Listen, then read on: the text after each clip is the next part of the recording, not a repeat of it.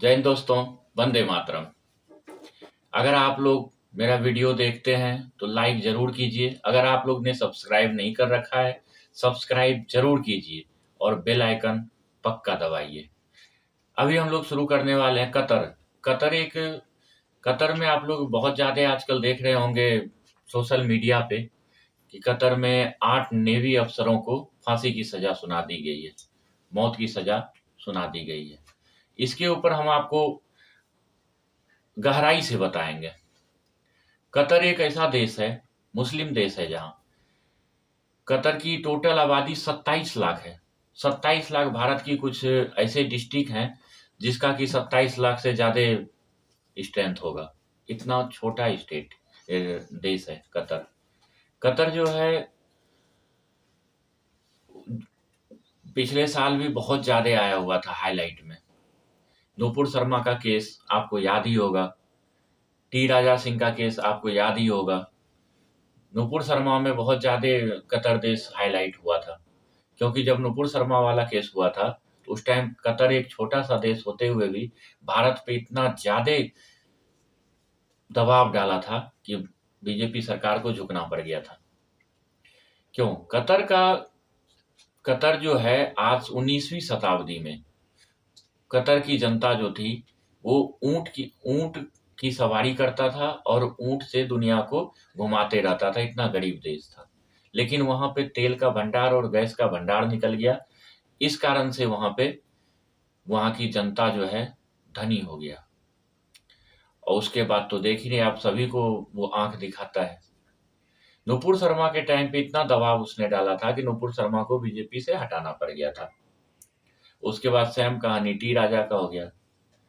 हम लोग हम आपको अवगत कराना चाहते हैं कि कतर से जो है हम लोग $8 मिलियन का आयात करते हैं, लेकिन भारत चावल वहां पे निर्यात भी करता है कतर में। अगर हम लोग चावल निर्यात ना करें तो भूखा मर जाए वो लोग, क्योंकि कतर की जो आबादी है वहाँ चावल के ऊपर बहुत ज़्यादा डिपेंडेंट है वो लोग।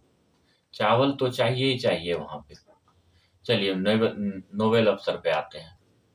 8 नोबेल अफसर जो भारत के थे, वो भारत में जो नोबेल अफसर थे जब वो रिटायर हो गए थे। रिटायर होने के बाद उसमें से एक नोबेल अफसर ऐसा भी था जो कि हमारा सबसे बड़ा सबमरीन का लीड कर चुका था, लेकिन ये लोग सारे रिटायर होने के बाद कतर चले गए थे। कतर में एक कंपनी है जिसका नाम है अल लताहारा कंपनी, जिसका काम है कतर के सशस्त्र बलों को वहां प्रशिक्षण देना। उसी कंपनी में ये 8 के 8 नोबेल अफसर थे। अच्छा, 8 नोबेल अफसर का मैं आपको एक तरफ से नाम बता दूं, जो कि आपको हो सकता है बहुत जगह आपने देखा होगा, न्यूज़ देखा होगा, लेकिन और सोशल मीडिया सब पे भी देखा होगा, लेकिन नाम किसी ने नहीं बताया होगा। अगर बताया भी होगा तो बहुत कम आदमी ने बताया। मैं आपको पूरे का नाम बताता हूँ, जिसमें कि टोटल 8 हैं नोबेल अफसर। 8 का नाम ये है। पहला कैप्टन नवदीप सिंह गिल, दूसरा कैप्टन वीरेंद्र कुमार वर्मा, तीसरा कैप्टन सौरभ वशिष्ठ, चौथा कैप्टन अमित नागपाल, पांचवा कमांडर पूर्णदू तिवारी, छठा कमांडर सुगनाकर पकाला, सातवां कमांडर संजीव गुप्ता और आठवां सेलर रागेश।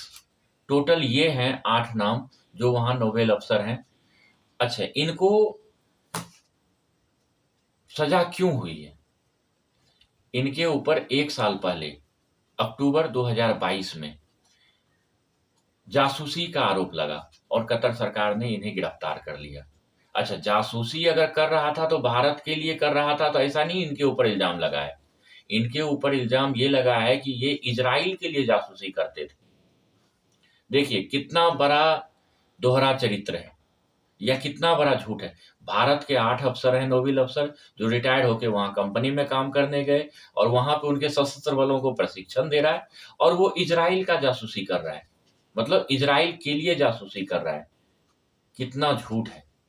अच्छा, इन्होंने कितनी बार अपना बेल के लिए आवेदन दे चुका है, लेकिन बेल खारिज हो जाता था। अब जब इज़राइल अब समझिए यहाँ पे पॉइंट, जब इज़राइल पे हमास ने अटैक किया और कितने 1400 लगभग आदमियों को मार दिया इज़राइल का, तो इज़राइल ने फिर पूरे हमास को मिटाने की कसम खा ली और गाज़ा पट्टी में लगातार बमबारी कर रहा है। पूरे मुस्लिम देश एक हो गए हैं और वो दबाव बना रहा है इज़राइल के ऊपर, अमेरिका के ऊपर, जिसमें कि रूस और चाइना भी दे रहे हैं उनका साथ। भारत ने भी उसका समर्थन किया है, जबकि भारत का 2 स्टैंड है। एक स्टैंड है वो इज़राइल का समर्थन कर रहा है, दूसरा फिलीपींस में दवाई और खाना भिजवा रहा है। लेकिन इज़राइल का जो समर्थन किया इसलिए कतर नाराज़ हो गया और उसने भारत के जो 8 सैनिक थे, सबके सबको मौत की सज़ा सुनवा दिया। लेकिन भारत ने भी इसके ऊपर स्टैंड लिया है और जो हर संभव तलाश है छुड़ाने का, वो पूरा जारी रख रहा है। इनके जितने भी नोबेल अफ़सर हैं, इनका जो परिवार है, इन्होंने भारत सरकार से आग्रह किया है कि किसी तरह इनको मौत की सज़ा से बचा लिया जाए और भारत वापस कर लिया जाए। कतर के अंदर 25% जनता जो है वो भारतीय है। पूरे 100% में से 25% जनता जो है वो भारतीय है।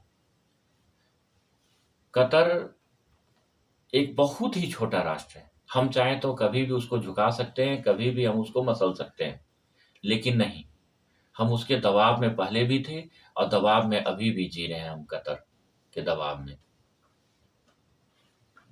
अब देखते हैं आगे क्या होता है, क्या हमारे 8 सैनिक वापस आ पाते हैं? पूर्व सैनिक बोलेंगे उसको। लेकिन कुछ आदमियों की ये भी गलती होती है, इन्हीं कतर का ही हम गलती नहीं दे सकते, कुछ हमारी भी गलती है। हमने इतना बड़ा अफ़सर रहते हुए, नेवी के अफ़सर से रिटायर हुए और हम कत और कोई देश नहीं मिला, भारत में ही अपना व्यापार करना था। कतर में जाके वो प्रशिक्षण दे रहे हैं, कतर के सैनिकों को। उन्हें ये चीज़ पता था कि हम, जबकि वो फ़ौज में रह चुके हैं, उनको हर चीज़ का पता है, फिर भी एक कतर जैसे देश में जाके वो प्रशिक्षण दे रहे हैं। कितनी अभद्र, मतलब घटिया बात है।